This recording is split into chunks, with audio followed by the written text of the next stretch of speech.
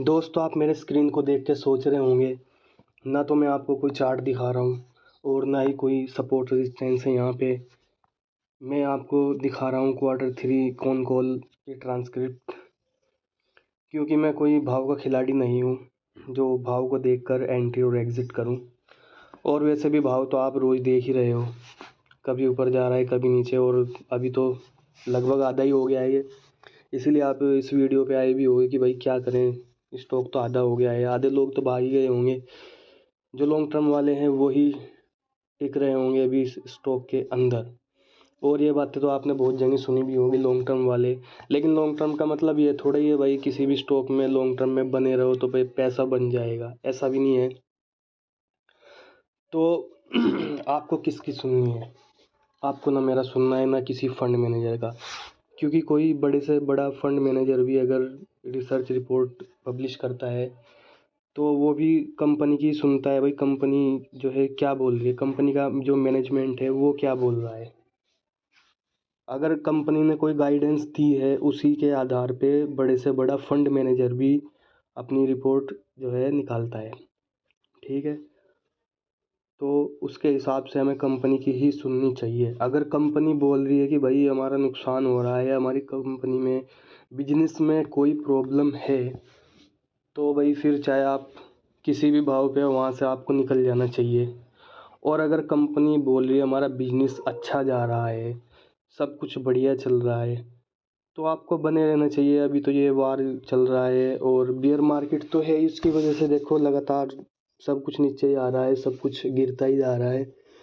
तो इसमें आपको पैनिक नहीं करना चाहिए अगर आप अच्छी कंपनी में हो, कंपनी की गाइडेंस अच्छी आ रही है तो दोस्तों, अगर आप नए हो तो चैनल को सब्सक्राइब करें। और कोई भी कमेंट आपका हो मतलब कोई भी क्वेश्चन आपका हो तो भाई कमेंट करके ज़रूर पूछें।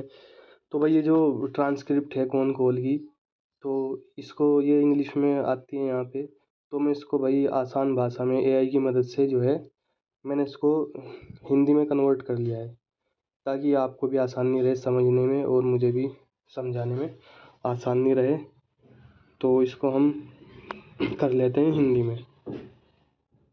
भाई ये है जेमिनी, और इसकी मदद से मैंने इसको कर लिया है हिंदी में कन्वर्ट।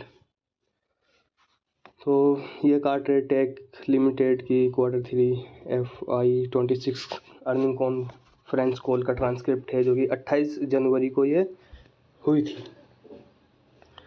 तो भाई इसके बारे में पढ़ने को बहुत कुछ है। वित्तीय प्रदर्शन, कंपनी ने इस तिमाही में अपना अब तक का सबसे अच्छा प्रदर्शन दिखाया है। रेवेन्यू 228 करोड़ रहा, जो कंपनी के इतिहास में किसी भी तिमाही में सबसे अधिक है। EBITDA 78 करोड़ रहा, जिसमें पिछले साल के मुकाबले 56% की बढ़त देखी गई है। मार्जिन, कंपनी का मार्जिन बढ़कर 37% हो गया है। मैनेजमेंट का कहना है कि वे इसे और बढ़ाने की कोशिश कर रहे हैं। प्रॉफिट आफ्टर टैक्स 62 करोड़ रहा। अगर लेबर कोड के एकमुश्त खर्च 6.5 करोड़ को ना जोड़ा जाए तो मुनाफा 49% की दर से बढ़ता। तो भाई ये बिजनेस सेगमेंट का प्रदर्शन है। कंज्यूमर ग्रुप, कार वाले, बाइक वाले, इसमें 27% की रेवेन्यू ग्रोथ हुई है और इसका EBITDA मार्जिन 43% के बहुत मजबूत स्तर पर है। ओलेक्स इंडिया, ओलेक्स ने अब तक का सबसे अधिक रेवेन्यू दर्ज किया है। इसका मार्जिन पहली बार 30% को पार कर 37% तक पहुंच गया है। रीमार्केटिंग ऑक्शन, इस बिजनेस में भी अच्छी ग्रोथ रही, जहां गाड़ियों की नीलामी का दर 1.9 मिलियन प्रति वर्ष है। भविष्य की योजनाएं और ग्रोथ ड्राइवर्स, भाई ये है मेन चीज़। ये जो हमने पढ़ा अभी तक, ये तो था भाई कंपनी ने अभी तक क्या किया, ये तो पीछे का है। स्टॉक मार्केट पीछे का नहीं, आगे का देख के चलता है।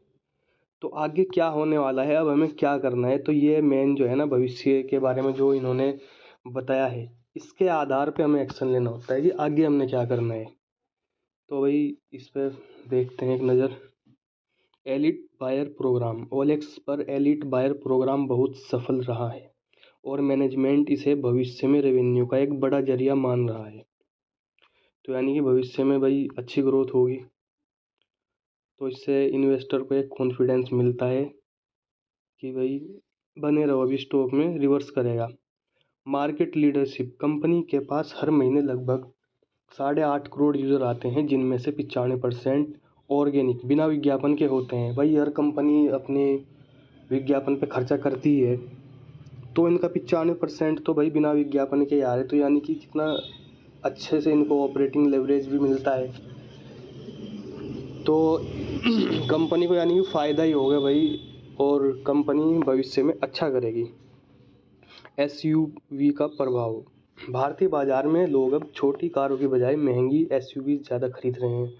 इससे कंपनी का एवरेज रेवेन्यू पर यूज़र बढ़ रहा है। कार देखो डील, मैनेजमेंट ने साफ किया है कि उन्होंने कार देखो के साथ डील की कोशिश की थी, लेकिन बाद में उसे रोक दिया क्योंकि उन्हें लगा कि उनके अपने बिजनेस में ही ग्रोथ की बहुत ज़्यादा संभावनाएं हैं। तो इसके हिसाब से तो भाई मैं तो बना रहूँगा इस स्टॉक के अंदर, क्योंकि मुझे तो अच्छा लग रहा है सब कुछ पढ़ के। और ये मैं अपने आप से नहीं बता रहा हूँ, ठीक है, नहीं ये कोई मेरे दिल की बात नहीं है भाई, मैं क्या करूँगा क्या नहीं, और आप भी अपना डिसीजन खुद से लें। और इसीलिए कि मुझसे कुछ गलत ना, मतलब मैं कुछ बता दूँ आपको, मैंने ये आपको ट्रांसक्रिप्ट खोल के दिखाई है। आप चाहे तो दोबारा से जाके मतलब स्क्रीनर पे जाके इसको पढ़ के समझ के अच्छे से, अगर आपको सही लगे तो ये आप इसमें ख़रीदें बेचें, जो भी आपकी मर्ज़ी वो करें। तो भाई ये मेरा था वीडियो। अगर आपको कुछ भी सही गलत लगे तो कमेंट करके ज़रूर बताएं। Thanks for watching.